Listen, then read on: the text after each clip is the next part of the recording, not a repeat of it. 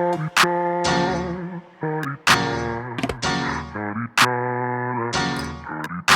out the way. Who got a watch? Who got the time? I'm raising the clock. Even in my feelings, grind don't stop. Got big dreams, want big rocks. I got plans, you got talk. Heard it's real cheap, but it's really gon' cost. I'm tryna get these ends, building empires with my friends. I'm about handling my business.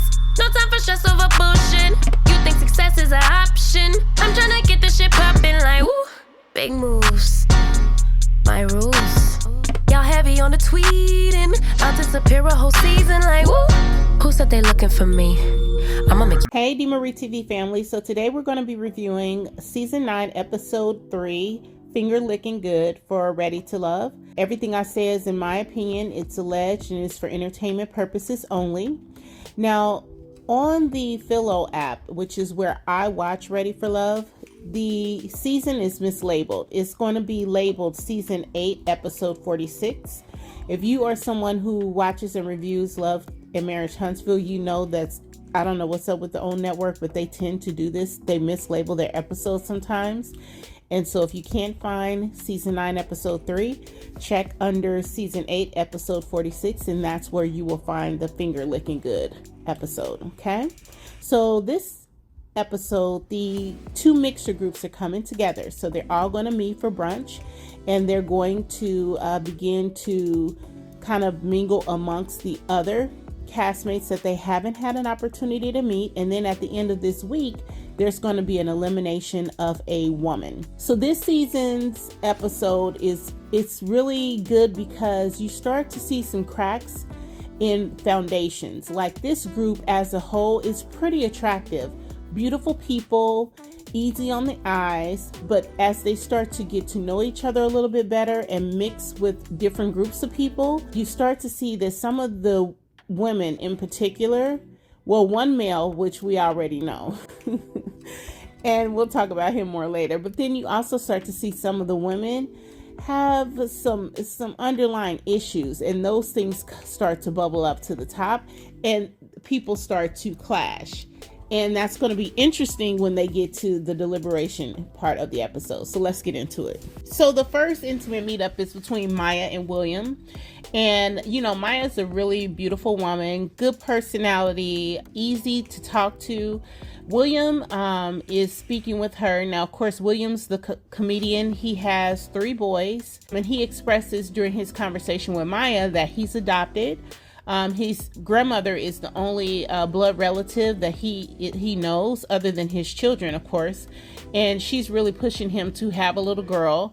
And so he was talking about how important it is for him to have children because he really doesn't have, you know, family that is his blood that he really knows.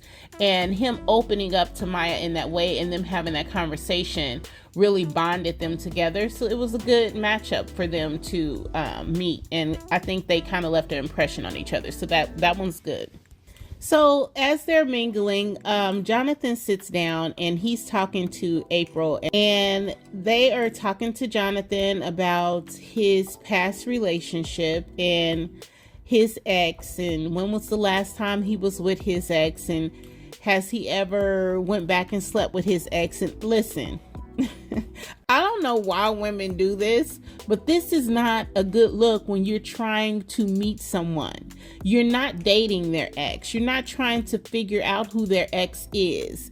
You don't need to know about their ex when you're just being introduced to them. What you need to know is if that person identifies as single, and then you need to talk to them about who they are and try to get to know them. By only speaking to him about his past relationships and if he's still with his ex, if he still has feelings for his ex, what that is revealing is insecurities in you. That's not what you should be doing, and it is a complete turn off. And I don't know why women do this. Like, why are they so concerned with his ex if he's identified as a single man and he's on a show called Ready for Love and he's looking for a mate? Clearly she ain't it, or he wouldn't be here. So why waste all your time getting to know him talking about somebody who's not a factor? It's Jonathan does not like it, and because this is their conversation, he's really not interested in moving forward and meeting them. It's a big flaw that you see a lot with people who are in the dating scene. Like, talking about past relationships does nothing for your future. Nothing. Will and Vanessa both sit down and talk, and they have a cute little flirty banter that's going on back and forth. He makes her laugh. She's laughing at all his jokes, and in return, he's laughing. So they made a really nice connection as well. The conversation was cute. It was light, just them vibing and getting to know each other. And here's Dominique. He's talking to Laylan, and he's telling her that he wants the 2 to 10 kids, which is the same conversation he had with just about everybody. April, everybody.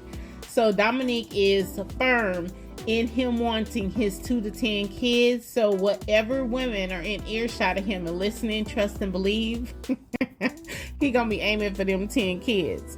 Then you have April is sitting down and she's talking to Lamar, and y'all know Lamar. Lamar is just a flawed man. Like, he is, I don't even know why he's here. They did not vet this man. He is not ready for love. But he and April are having a conversation, and April, in my opinion, is not ready for love either. So these two clash like oil and water. I mean, it is just boom. She's telling him about her credentials and that she has her doctorate degree, and it just kind of goes downhill from there. So after April tells him who she is and her credentials, and that she graduated from the Texas University with her PhD, she says, well, I got some questions for you. And she starts firing off. I mean, it's like the man he's in court and he's under cross-examination. She's like, do you have any kids? Have you been married? How long ago? How long did it last? And he's like, why do you want to know these things? And I understand that response. Why is someone's history so important to her? It's the first time you're meeting somebody. Just get to know who they are. Be present. It's like, girl, why are you trying to give him a whole background check and you just found out his name? Like, there's no middle ground. It's just too much. It's just too much too fast. And he just backs up and he says, why do you want to know these things? And she's like, because I asked. And he said, and who are you? And then from there, they just started going in on each other. And I don't understand why they just can't be surface in this moment. Just get to know these people to see if it's a vibe there. And if you want to have a date later on this week and get to know them further. But like, hammering somebody on their past history is crazy to me. So needless to say, this interaction, April and Lamar, did not go well. It was explosive. She gets up from the table and walks off, and he says, dismissed. And she said, oh, never that. And he's like, it just happened. Just did it. Now in Lamar's confessional, he's going off. He's like, get your cheesy ass on. He's like, is she trying to put somebody in a headlock? You know, she's not trying to be in a relationship. She's trying to muscle somebody. And she does come off really aggressive, and she comes off like she has been through a lot of stuff with men, and whoever she gets with, they're going to have to pay the price for whatever she went through in her past. That's what it gives off. And he gives off that he is intimidated by intelligent women, and he wants someone who is submissive and someone who is going to put up with his bull. And so it's just, neither one of them are ready to be in a situation like this show. They're not there. They have not done the work. Either one of them haven't done the work. So the next scene is Alonzo sets up a double date with himself, Koshia, Jonathan, and Alexis. And so they're all going out to a restaurant, and they're going to bowl and play some pool. So Alexis made him do a wager that if the girls win, they have to do a chicken dance. So they bowl and the girls do win, and so the boys have to do the chicken dance, which is really fun. They had a good time bowling, and so now they're branching off into just 2-and-2 couples so that they can get to know each other a little bit better. Now Jonathan separates with Kochia, and or Koshia, and they're talking about love languages. And she asked him, well, first they're talking about, she's like, you know, you mentioned that you own your own business. How much of your time does it take? He said it pretty much occupies about 6 days of the week for me. And so he asked her about her love language, and she said her love language was quality time. And he said, why is that? And she couldn't give an answer. And she could not come up with anything, like nothing to say. And he felt like in that moment she was just shutting down. And I'm sure he probably took it as rejection, like she didn't want to engage. I'm not sure what it was, but from that moment, he just was not interested in her. He wasn't feeling it. And so the Jonathan and Koshia thing is not a go. Now, again, on the Alexis and Alonzo side, they had a wonderful time. But again, Alexis is somebody who gets along really well with all the men. Like, she just knows how to kind of chill out and just talk. You know, she's not in trying to dig too deep. She's not asking about things that are not relevant to the current day situation. She's just making an effort to get to know people. And I love how she moves throughout this game. And so her and Alonzo's one-on-one communication was really good. So they switch, right? And so now Jonathan is talking to Alexis and Alonzo's talking to Koshia. And Alexis is talking about, like, do you feel like you want to live with your partner? Or, you know, what do you think about all that? And he's saying, well, first you have to accept my child. This is good conversation. They're just trying to figure out what each person is looking for in a relationship and paint the picture. What does that look like for you? And so they're having a really good conversation about what they see in their mates in the future. Okay.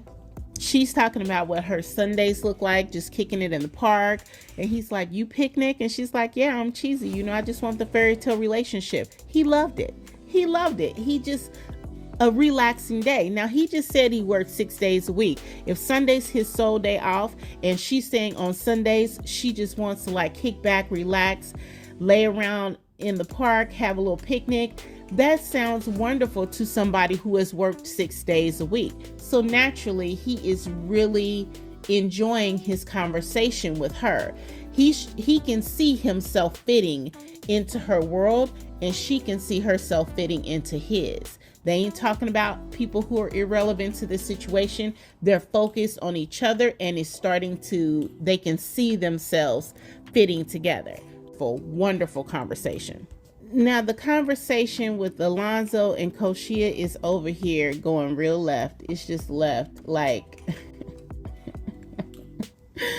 he said he big on communication, and she said she big on comprehension, because if she's saying something you ain't comprehending what she's saying, I'm not sure what Koshia is on.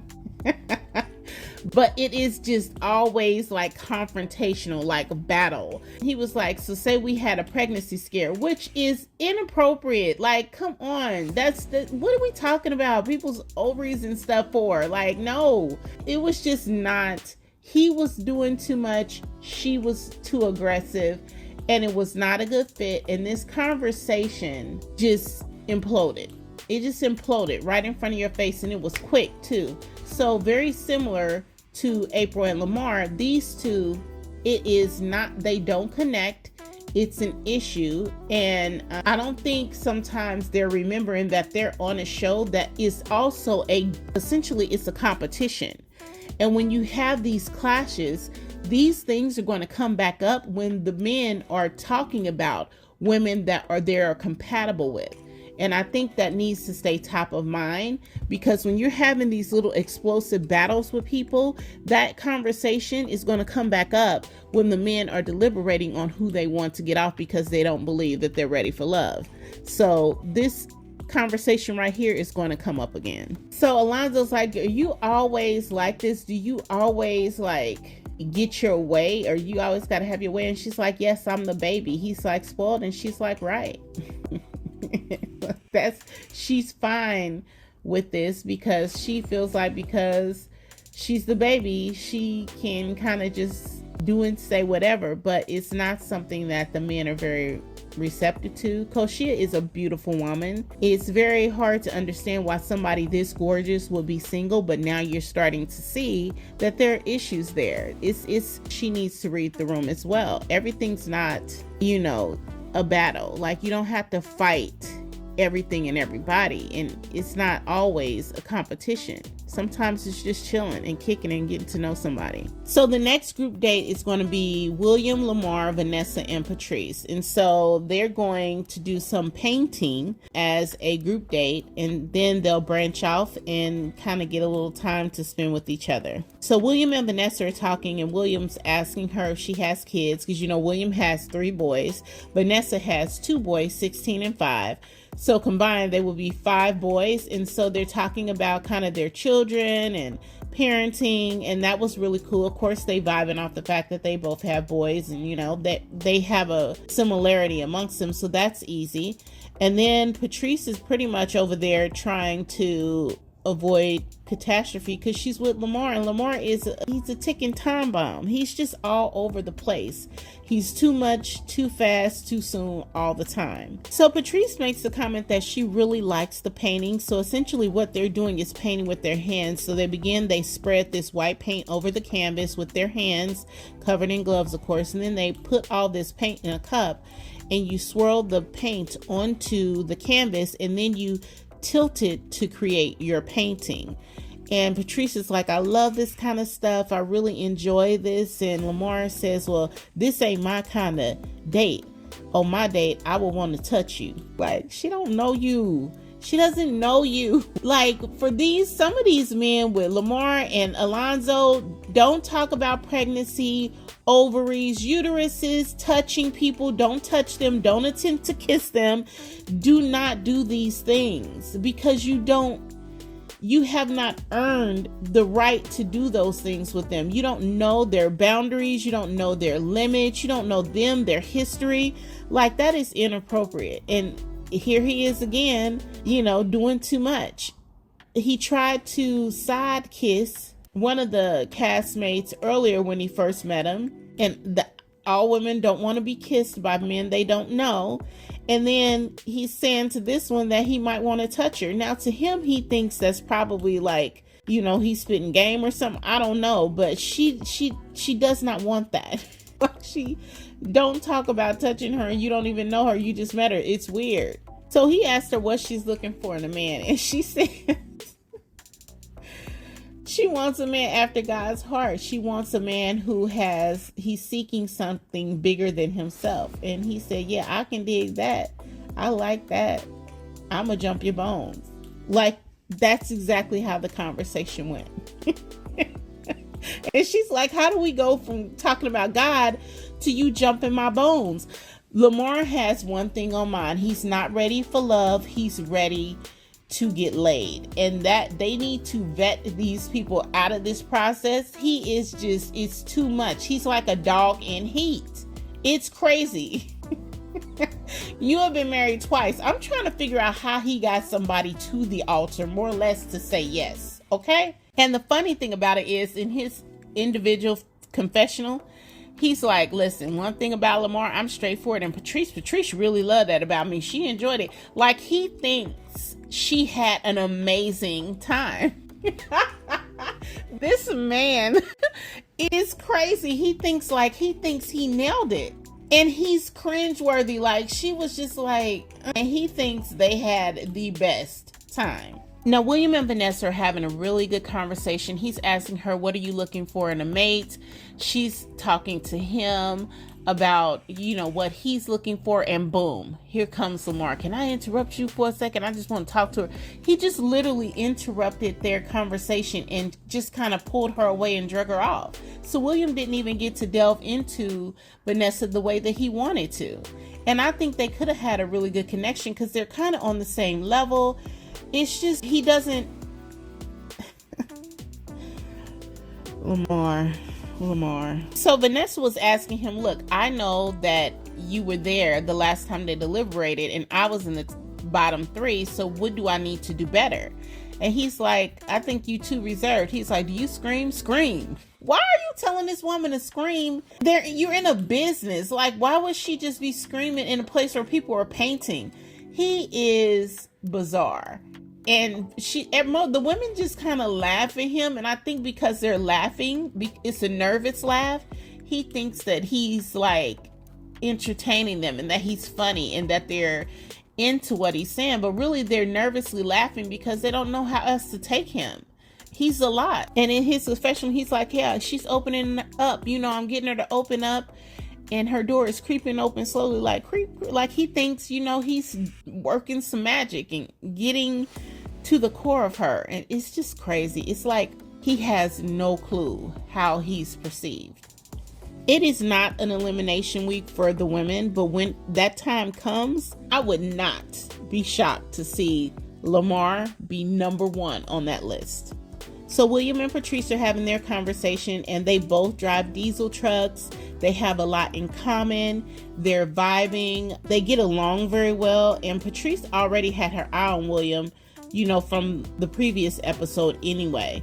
And so it was just kind of continuation of that conversation. And they really, really got along and enjoyed each other. So I think that this is going to be something that they explore a little bit further. So overall, the double date was really good. Lamar didn't, I don't think, connect with anybody. William and Vanessa's connection could possibly have been there, but it was interrupted by Lamar. And I think out of this, you got a win between Patrice and William. Sets up a date with him and Patrice, and they go to this restaurant. I don't know the name of the restaurant, but I need to figure it out because this man is literally going crazy over some catfish. They're sitting down and having dinner. Now he orders the catfish, she orders the turkey necks with some macaroni and cheese and stuff. So they start talking about, what they like to do for fun. And he's saying, he would like to go for VR, or they could just, go do some race car driving. She's like, I would love that. But then he's just going in on the catfish. You want some of this catfish? This catfish is so good. He's solely focused on the catfish, and it totally just turned her off. She was so mad because he was not paying attention to her. He's just grubbing on this catfish.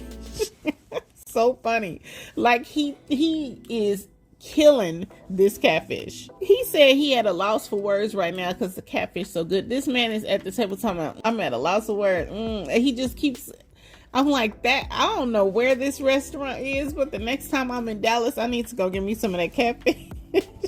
So Patrice brings up the fact that, he's out from Wednesday to Sunday partying and stuff. And she's like asking in because she wants to know, like, can he make time for her if he's partying Wednesday through Sunday? And he said, yeah, I'm out here in these streets and I'm partying Wednesday through Sunday. He's like, but I'm trying to make an effort to get out of that lifestyle. Because LaRon is coming from the point of, yeah, he does that, but that's probably because he doesn't have anything else to do and he wants to leave the lifestyle, but he needs a reason. That is what he says. And so I don't know. I don't understand why people are making such a big deal out of it. Men are going to spend time where they want to spend time. And if he wants to be with you, that's where he'll be. If he wants to be in the clubs, then he doesn't want to be with you, and it'll fizzle out. But he's saying that he's ready to make a switch up and he wants to leave the lifestyle. He just needs a reason. If that's something that you're not interested in engaging with, then just don't enter that situation, because for him, he feels like he has to have something that makes him want to stop partying Wednesday through Sunday. And if you're the woman who wants him not to be the partier, don't even fool around with that, because that's where he's at. So Jonathan invites April out. I'm not sure why he invited April out, but he invited April out on a date, and she's already saying when she comes, I have some unfinished questions. I have some things I want to ask him about. Like, April is the interrogator. She just wants to pry into people's histories. And I'm trying to figure out why that is so important to her. It's not even so much meeting them or spending time with them. She is 100% into who do you have before me? Who were they like? What were they doing? Like, do you still date them? Do you still see them? It's like, did somebody was she dating someone and they doubled back to their ex? Like, what is the deal? So she's asking it again, like she revises, the conversation that they had previously. She's like, when I was talking to you last time, I asked you about your ex, you indicated that you felt like she still wanted to be with you. Why? And then what have you learned from that? And Jonathan is not feeling that. They're on a 1-on-1 date. This is their time to get to know each other, and April's still talking about his ex.